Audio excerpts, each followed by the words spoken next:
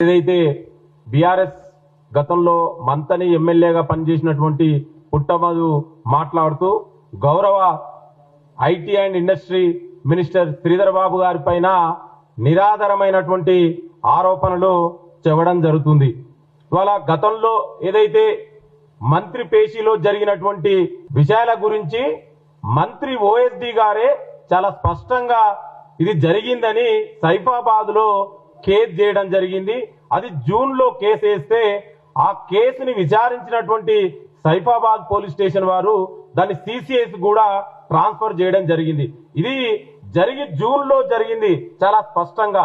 కానీ ఇవాళ పుట్టమధు మాట్లాడుతూ ఇవాళ క్లీన్ ఇమేజ్ ఉన్నటువంటి గౌరవ మంత్రి శ్రీధర్ బాబు గారు ఇవాళ తెలంగాణ రాష్ట్రాన్ని దేశంలోనే ఒక మోడల్ రాష్ట్రంగా తీర్చిదిద్దాలని, ఇవాళ తెలంగాణ రాష్ట్రానికి లక్షలాది పెట్టుబడులని తీసుకురావడం కోసం నిరంతరం ప్రయత్నిస్తున్న మంత్రి శ్రీధర్ బాబు ఇమేజ్ ని డామేజ్ చేయడమే పనిగా పెట్టుకున్నట్టుగా మనకు చాలా స్పష్టంగా కనబడుతుంది. ఇవాళ పుట్టమధుకు తెలిసిందే సెటిల్మెంట్లు, మర్డర్లు.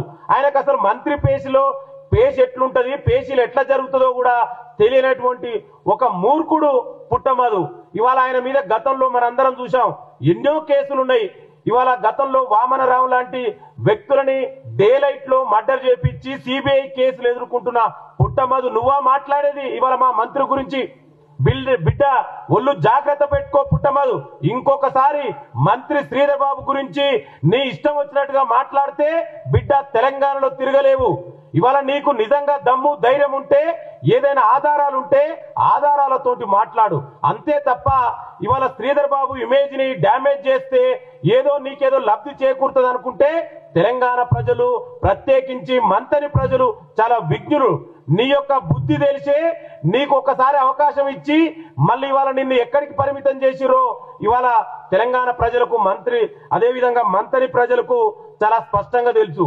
ఇవాళ క్లీన్ ఇమేజ్ ఉన్నటువంటి శ్రీధర్ బాబు గారి పైన ఏదో ఆకాశం మీద ఉమ్మేస్తే ఏదో జరుగుతుంది అనుకుంటే అది నీ పొరపాటు మాత్రమే. ఇవాళ నీ ఇష్టం వచ్చినట్టు మాట్లాడితే ముందు కేటీఆర్ నడుగు, కేసీఆర్ నడుగు శ్రీధర్ బాబు గురించి ఏందో. శ్రీధర్ బాబు అంటే ఏందో తెలంగాణ ప్రజలందరికీ తెలుసు. నిరంతరం ప్రజలకు అందుబాటులో ఉంటూ ఇవాళ ప్రజాప్రభుత్వంలో ముఖ్యమైన పాత్ర పోషిస్తూ ఇవాళ తెలంగాణ రాష్ట్రాన్ని ఏ విధంగా ఇంకా పెట్టుబడులు తీసుకొచ్చి తెలంగాణ యువతకు ఉద్యోగ కల్పన, ఉపాధి కల్పన తీసుకురావాలని కోసం నిరంతరం శ్రమిస్తున్న ఇవాళ మంత్రి శ్రీధర్ బాబు గారి పైన ఏది పడుతుంది మాట్లాడితే ఇక్కడ ఊరుకోవడానికి ఎవరు సిద్ధంగా లేరు. పుట్టమధు